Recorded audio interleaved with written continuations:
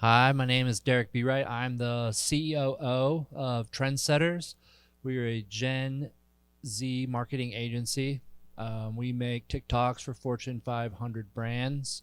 Our clients include Coca-Cola, McDonald's, North Face, PacSun, California Power, and we're a preferred partner for TikTok's new live stream sales launch, which we can talk about later. We are a strategy group. We set Gen Z strategy. Just so happens that 2/3 of US teenagers are on TikTok, which is the highest brand penetration other than public high schools.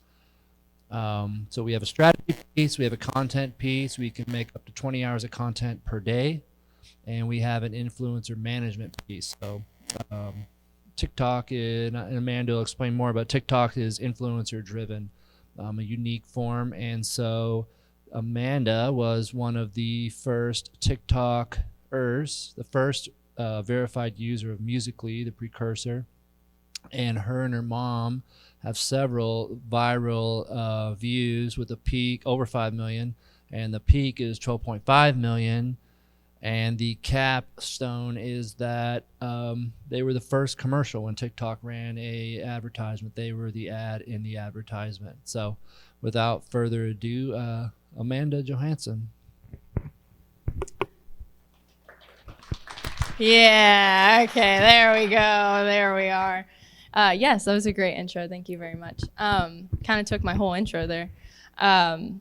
Yes, hi, I'm Amanda, I'm head of influencer marketing at Trendsetters. I've been at Trendsetters for almost 3 years now, which is like insane. I've really grown with Trendsetters and learned a lot. I started when I was 21 and I am now 24. Just had my birthday. Happy birthday to me.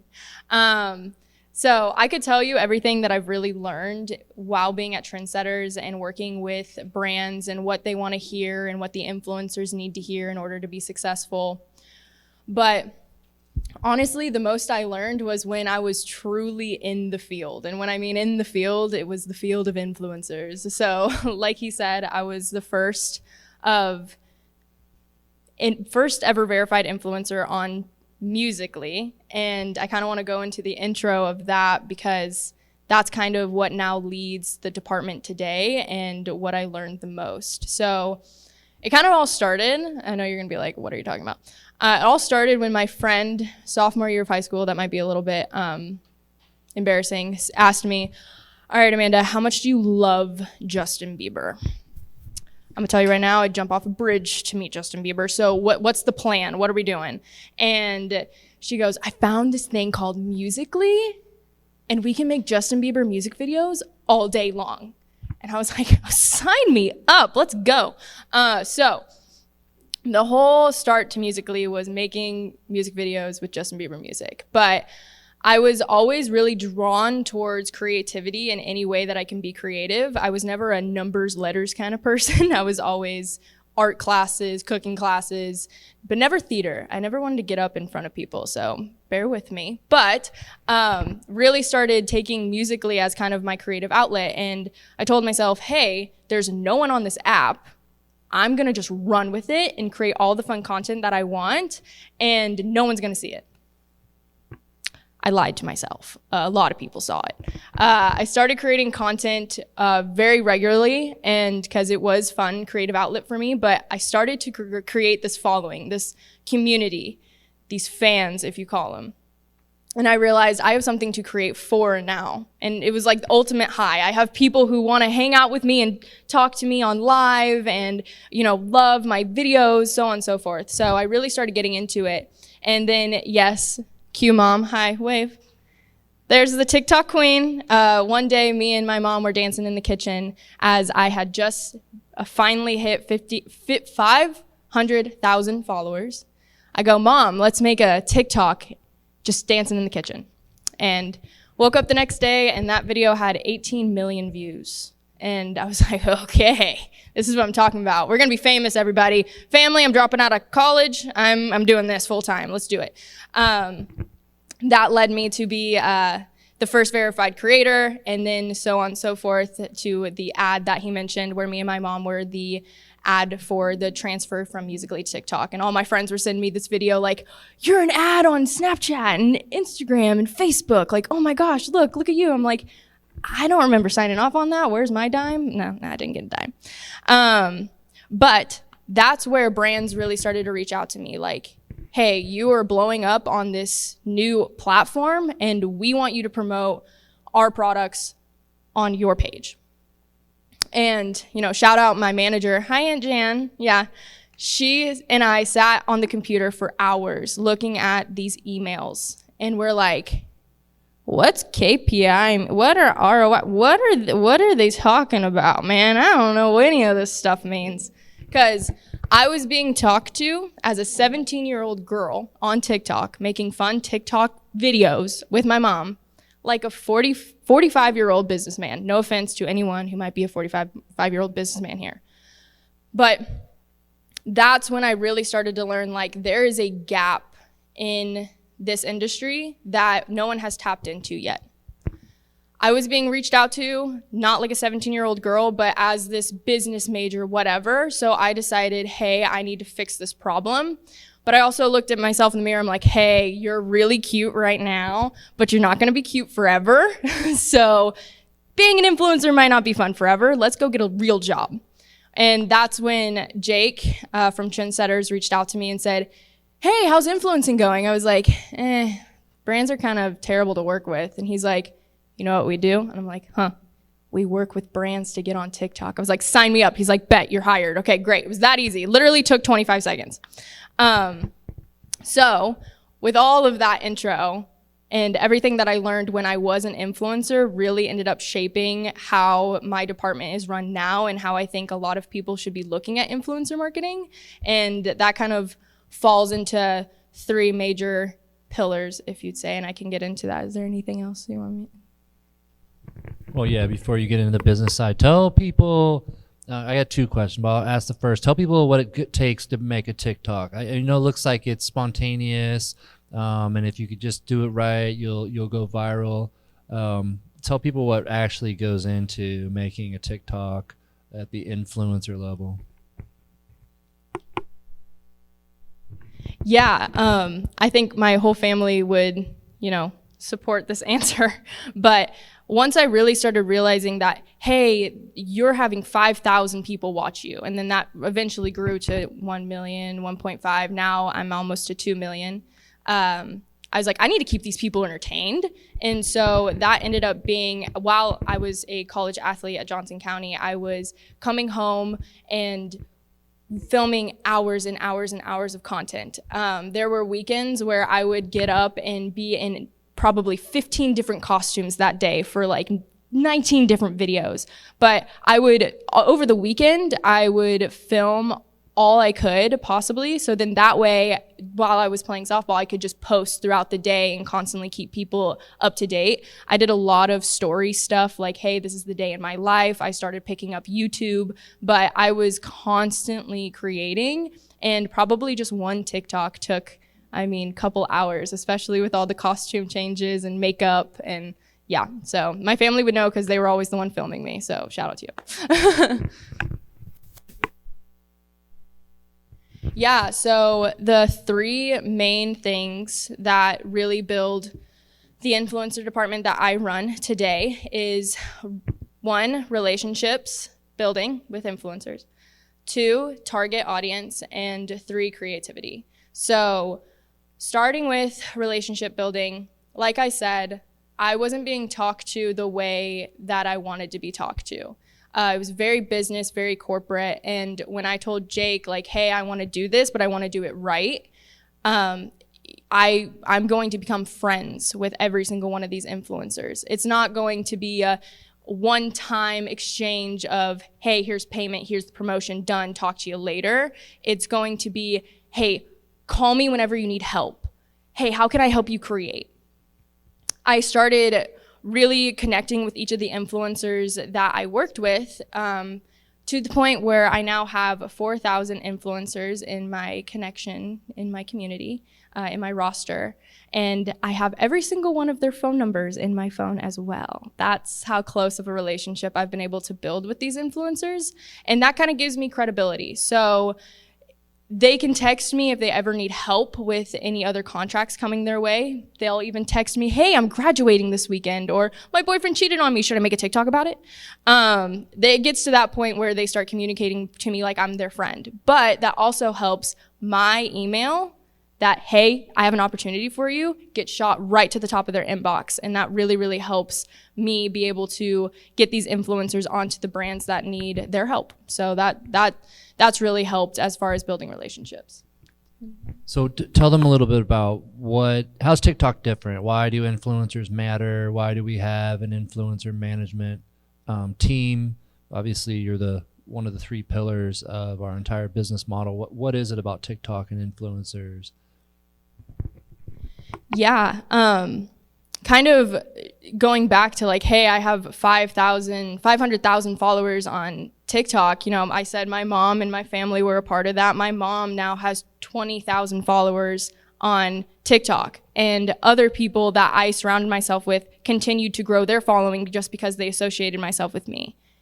That's when I really realized, like, I have a community that will go wherever I tell them to, and they will buy whatever I tell them to. And that's kind of where the influencer marketing piece, when it comes to marketing for brands, Gen Z is purchasing, watching, and doing everything that anybody on TikTok is doing, especially their influencers. And they're called influencers because they're influencing the daily life of almost anyone consuming the content, and that's specifically Gen Z. Talk a little bit about the sales process, right? So how are they marketing? Use your Star Wars analogy as my favorite, maybe Star Wars and FitBark. Yes, so that's kind of my creative piece. That's my second pillar, creativity. So like I said, when it comes to relationship building, really being able to communicate to their influencer the way that they want to be talked to, but also letting them create whatever they want to create. So I'm dancing in the kitchen with my mom. Am I able to, promote the NBA? I don't think we're really going to fit that. What are we going to fit? Where is my content going to benefit this brand? So my analogy whenever we're in sales calls and pitches is, all right, so there's this influencer that creates only about Star Wars. They love Star Wars, all content Star Wars. And we are selling this shoe. How can we combine Star Wars and this shoe to almost camouflage the promotions? So for example, hey, Star Wars influencer, go put on your Jedi costume, run around Times Square in these shoes and be like, I feel like a Jedi in these shoes. Their consumer, their audience is gonna be like, that's awesome, I want this shoe. But if he were to just sit there and talk to the camera like a regular promotion, kind of like an ad, like, hey, I love these shoes, his consumers and audience are going to be like, where's the Star Wars dude? I don't care about this shoe. But now that you've implemented the shoe into his content, it completely camouflages the promotion. So one of our switching subject, when I set up a brand, one of the things you and your team do is you'll pull on the business side is an entire list of all the influencers that would be relevant. And so if we have a fitness activity tracker, she can pull a list of influencers in the exercise space, in the resting sleep space, in the training space. For an activity tracker for dogs, it's a trainer. It's they just get this 360 view that plugs directly into a niche audience, and then they have the influencer costs and the ROI and what your spend would be and your expected results. One of the funny things is every client says, I want to go viral, and everyone says it all the time, but we have taken some people viral, and so I do want to tell people we're going to take them viral, but we've taken some people viral. So PacSun was one of the most impressions ever in a TikTok launch, our client. So tell us how we took PacSun viral. Yeah, you would have thought we rehearsed this. That was great. My next pillar is targeting, and that's exactly what he just said. So we can take any type of brand that comes to us and be like, hey, we love your messaging, we love your goals. Now, who's your end consumer? Who's your audience that you're trying to reach? And we can take that and kind of flip it in Gen Z world, just Gen Zify it, TikTokify it, I guess, if you will. And like he said, if there's a fitness brand coming in, I can pick every female fitness, male fitness, trainers, gym accounts, and things like that. Even niche all the way down to the city that they're located in, and be able to pull rosters and, like he said, all the information behind them. But when it comes to PacSun, that was Get Your Jeans On campaign, where we launched a custom audio with one of my influencers. Stayed up night and day on FaceTime because he was in LA and I was here in Kansas. Like, ooh, these lyrics would be perfect, and this and this and this. The song ended up being called High and Wasted. It was pretty funny. Great. I'm surprised they approved of that.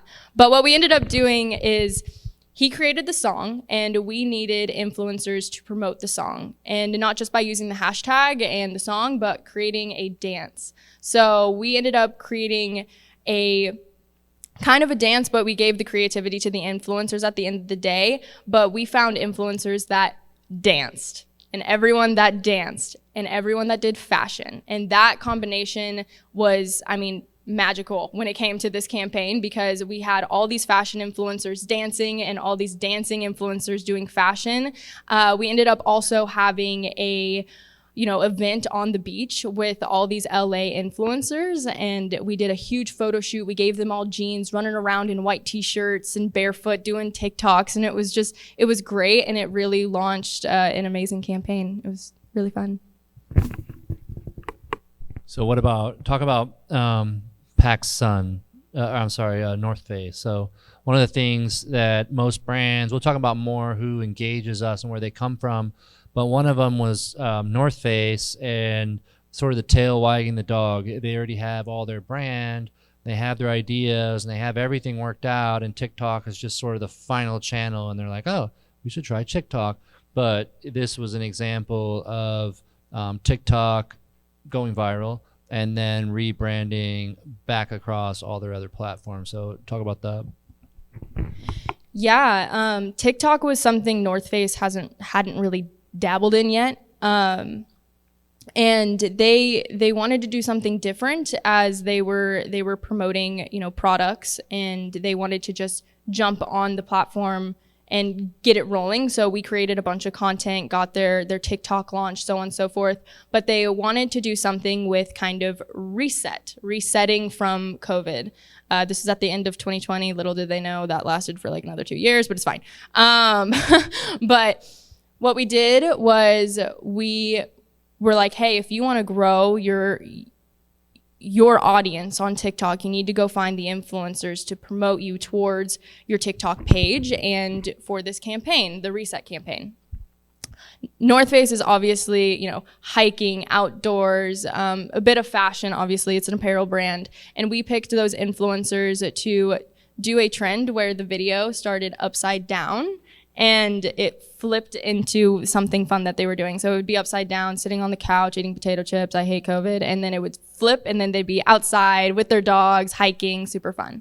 That ended up actually doing so well, and the influencers created so many trends outside of just the flip the camera, that it created so many impressions for the brand. Was like, North Face was like, we need to put this on all of our socials. So that carried on to like more of their internal marketing team to be like, hey, we need to copy and paste this for all of our socials. And that ended up going all the way to the website, to where then sold out of all of their puffer jackets that year, which was really cool. So yeah, these are kind of the fun highlights, surface stuff. Talk about the business. What, you talked about, we'll say mid-40s, calling you and talking to you like a businessman. ROI, KPIs, the things that people in this room are familiar with. Talked about what they actually are, because at the end of the day, you're making these videos and these strategies for the CMO or the VP of marketing or even the CEO of some huge companies. Like, what are the business returns they expect? What are the numbers that matter?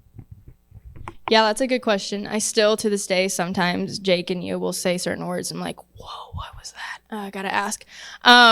No, what we present to clients when it comes to influencer marketing that are the most important is, well, the number one number that freaks everyone out is the price. Influencer marketing in the last 3 years of me being involved in it has gone way up. Everybody's doing it. Influencers are costing more and more. So we take care of that side as far as like negotiating and the prices. But the number one, metric that we measure is CPM. So cost per 1,000 views, pretty much. So that's based off of the amount of engagement that they get on their page, average. So average views, average engagement, with the amount that they're charging. So we like to keep, that CPM around $1 to $10 per 1,000 views. And that's kind of the sweet spot when it comes to the best purchase of an influencer. But when it comes to the type of engagement, we're looking for anything upward of 20% when it comes to engagement for the entire page of its history. And we just kind of use all those numbers. And that's usually what people ask for when it comes to all that info. So on the subject, your third pillar is creative. Yes. Okay. Yes. So one of the things we are just killing it in, we'll talk about some of the strategies in TikTok, right? Fads from some people's perspective, they are strategies. But one of them is called Man on the Street, and we're crushing Man on the Street right now. Talk about Man on the Street and why it works. Yeah, it's a very fun, creative way to, like I said, collaborate with a brand and get out there and get people's thoughts on different things. So we'll take an influencer or someone in our creative network to go out on Venice Beach and run around and talk to everybody. But with the mind of the goal and the questions that maybe the brand might have. So for example, if it were to be North Face, hey, where would you want to go hiking right now? Someone say something random. And then that's yeah, there we go. Yeah, give me an answer. Love it. So now that clip is raw. It's exactly what North Face wants to see and exactly what the consumers of North Face want to see. Like the people who are purchasing that product out in daily life. So it's been a really fun way to create, and we've seen it do really, really well on the platform. And we've been able to do that with almost every single client of ours. And it's really fun when the influencers get involved because they have such a bubbly personality where they're like, wait, can I come with you? Wait, where are you going? Oh, I have another question. And it just becomes a fun, creative spot. Yeah, it's must watch TV. It feeds high in the algorithms. And I will say that I don't have TikTok, and my partner doesn't have TikTok, really? And our kid not allowed on TikTok. And we'll get back to that. So I watch TikToks on my computer, and they pull up the best dozen of the week and what's working really well. And, I'm Gen X, I'm the COO, and I'll look at stuff and be like, I don't get it. But it's important because I'm the demographic you're selling to, and you guys take it serious. When you make a video, there is a strategy underlying. And so talk a little bit about that. Yeah, when it comes to influence marketing, creative, social media management for any client that we're working with, we really do take in consideration of what does that audience look like, not just on TikTok, but who are purchasing the products. And just like the influencer, we're TikTokifying it. How can we bring that TikTok platform-esque, that For You page, to the branded page? So that's the type of strategy that we're working on, with every client, to TikTokify their brand to where it's not so ads like, oh, run ads, say this, say that. It's just very fluid with the type of content that's already on the TikTok platform. And all of that is very custom to each of the clients. And we take all that into consideration. Yeah, we talked a lot about TikTok. But ultimately, the strategy is what's called short form content. And TikTok has just blown it up. But it's how Gen Z consumes information. And so one of our large engagements, I think it's still under NDA, so we won't say their name, but it is under NDA, so we won't say their name. But they're a very large employer, and part of their problem is how do you onboard a large number of Gen Z employees globally. And the original way is to give you a bunch of documents, right? And then they thought they'd make training videos. Well, my generation didn't sit through training videos, right? And so big companies like Deloitte, Accenture, some of the smartest people in the world, they're doing training videos. So this particular employer wants to see short form content, and it's how information is consumed. And so that's a project we're working on. Talk about why the assumption would be their attention spans have shrunk, but certainly there's more to it than that. Why is short form so engaging at this generation? Yeah, I mean, I can relate to that in the sense of I work with a bunch of teenagers who think they rule the world because they have followers on social media. So they don't like, Gen Z in general does not like being told what to do. They want to do what they feel is best for themselves, the people they love around them, the environment. Everything that they associate themselves with creates them as a character. And so when it comes to, you know, hiring Gen Z, it's going to take not just your typical, oh, sign this paper, read this, watch this, listen to this, but how can you inspire them to get a part of your brand so then they can get behind it and want to come to work every day like, I'm doing this for me and my purpose and everyone around me, because that's what's going to get them out of bed at the end of the day. But if you tell them what to do, they're going to be like, no, man, I don't want to, no, I'm not going to do it. It's not my vibe. Yeah, so also outside the consumer space and the HR space, we have an energy group where we do some work in some advocacy for environmentalism, raise awareness for pollution, specific projects, make films, and then also we have a huge engagement with the state of California. Talk about that.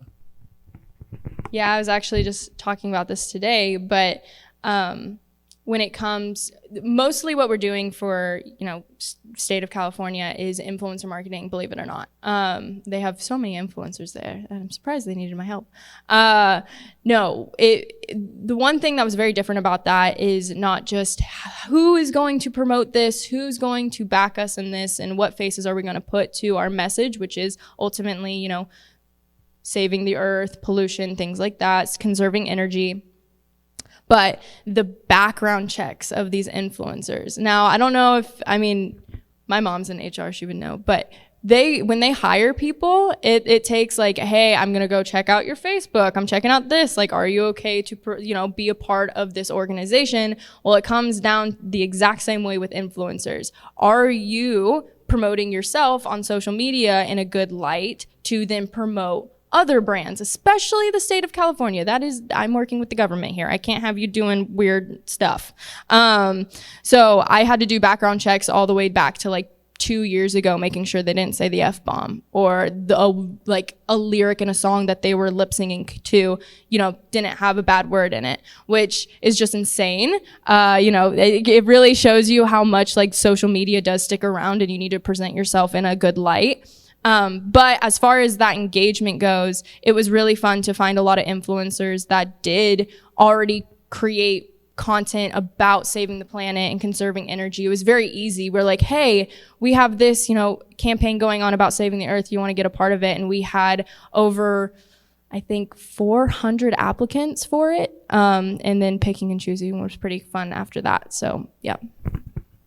So now we're moving into announced today we have a final approval from TikTok for their new live stream, TS shopping experience, shop partners, and 80% of TikTok sales in Asia are on live stream. 0% in the United States are live stream other than gifting.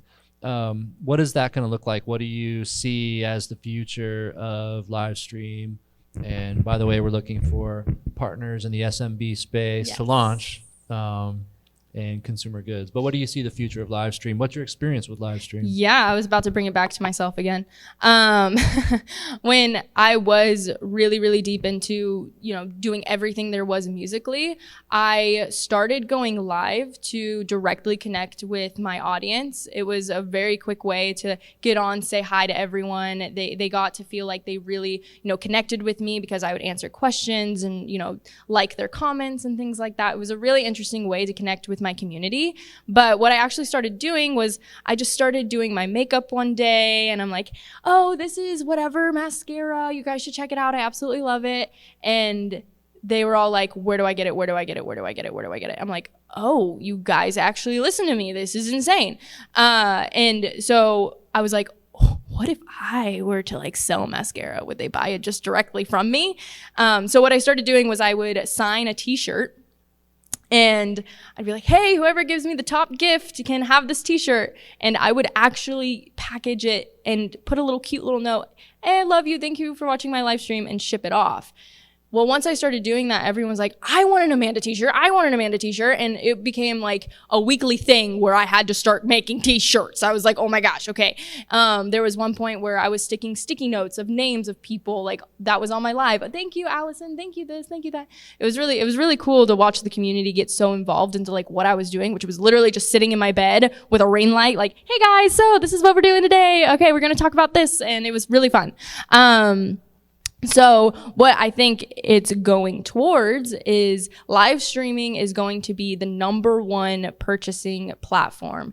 And we've seen it all around the world do really, really well. But now that TikTok is really tapping into the potential of people buying directly off of live is a whole next level. But like I've been talking about this whole time is how influential influencers truly are, and people are, making purchasing decisions off of what these influencers are using. If you combine the two, it's endless of how many amazing things that could come out of that, especially if you have an influencer going live with a particular product or brand, putting all the details out on live where it's just an easy tap of a button. I want this mascara, instead of me having to tell them where they have to go find it themselves, etc.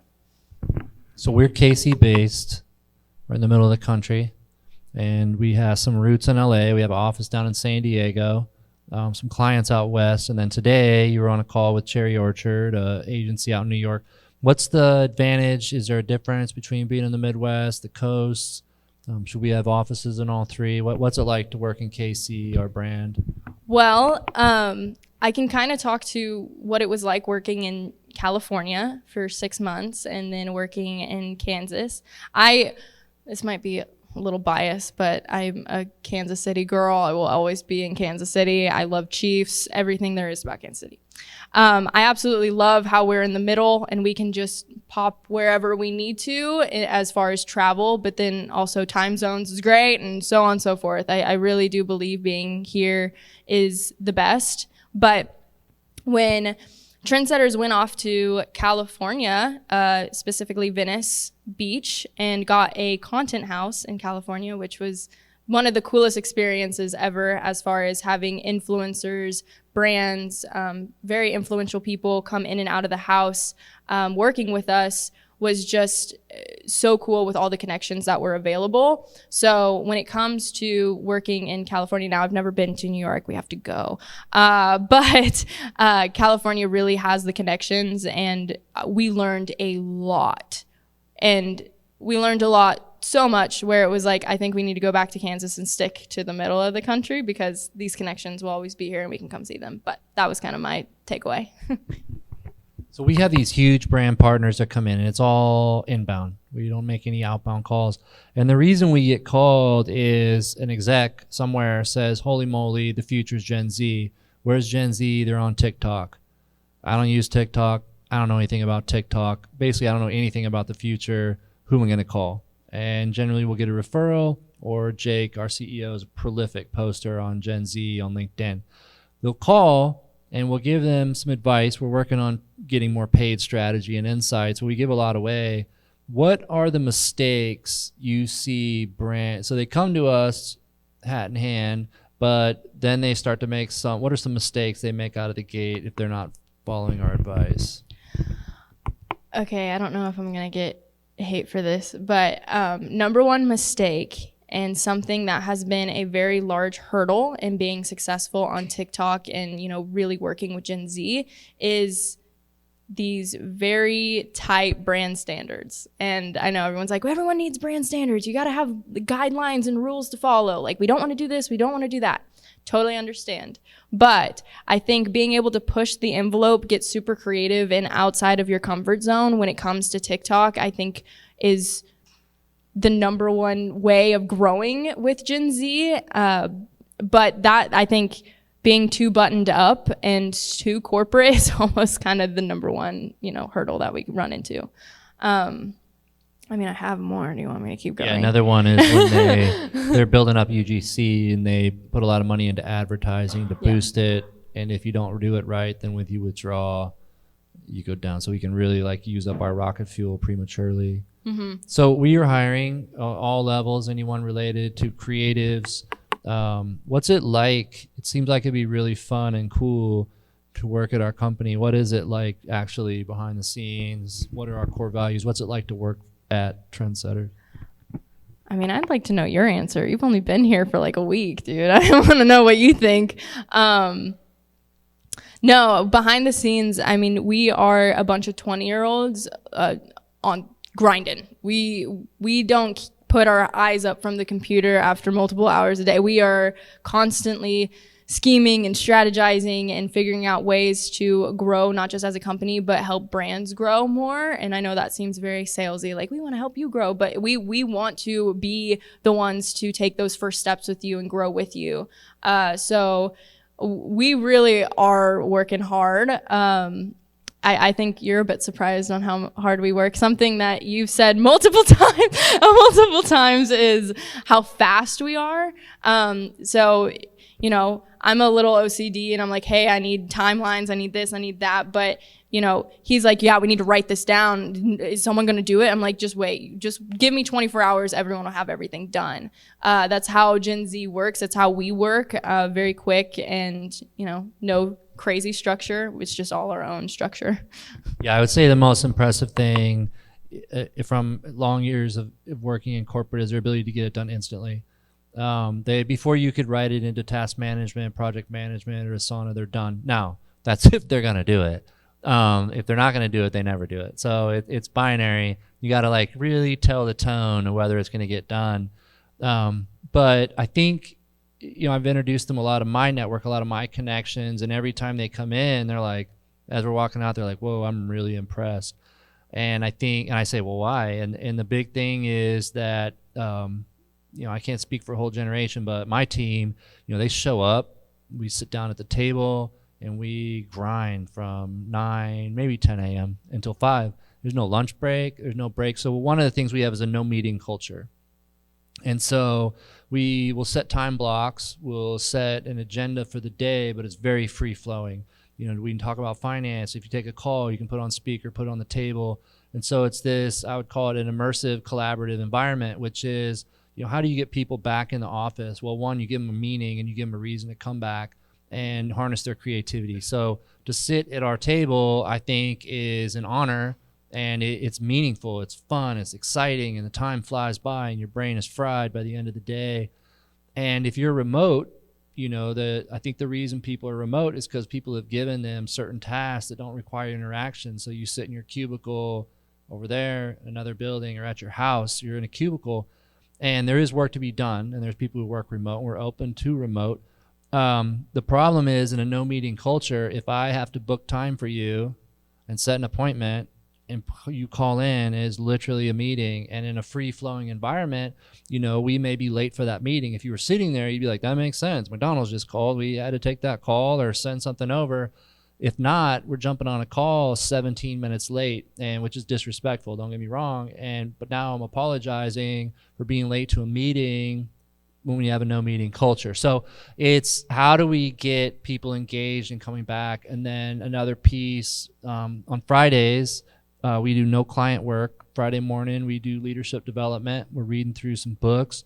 and we do that for a couple hours. We were big on Red Hat from the Six Thinking Hats, like how are you feeling, emotions, which is always fun. Really cuts through. And then we do community service in the afternoon, and our 3 pillars are aligned with Gen Z, but DEI, which is not a community service. We just live it, and we're figuring it out as we go. What does that mean? What does it mean across generations? The second is sustainability, energy. And so we're doing some projects. And the third is mental health, well-being, those are the 3 biggest issues with Gen Z. So we're working with Zero Reasons Why, suicide prevention, working with KU Med.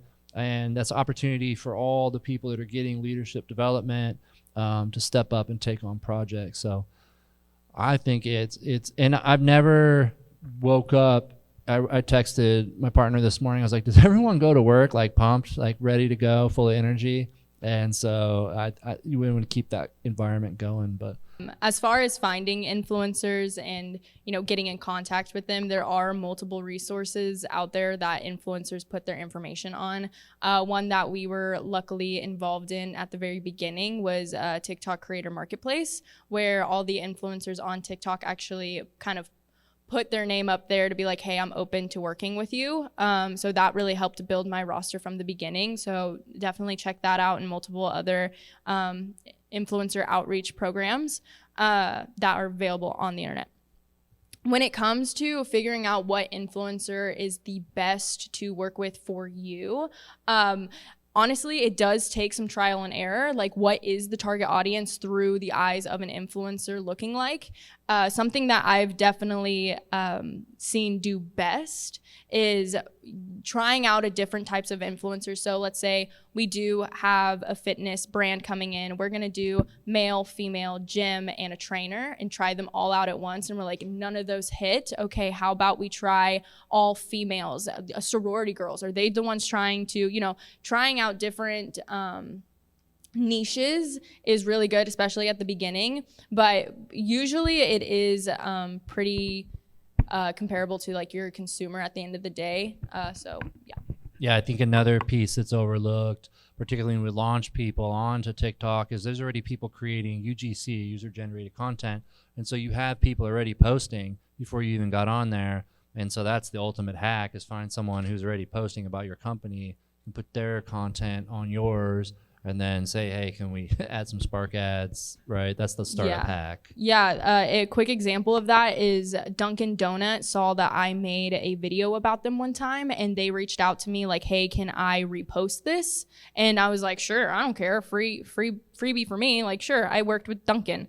And that is a great way to kind of figure out your target audience too, like who is already making content about this app that you might have, because believe it or not, they're making content about everything. So someone making content about your app might already be, you know, available, or, you know, you can kind of get some inspiration from the For You page and Explore page on TikTok.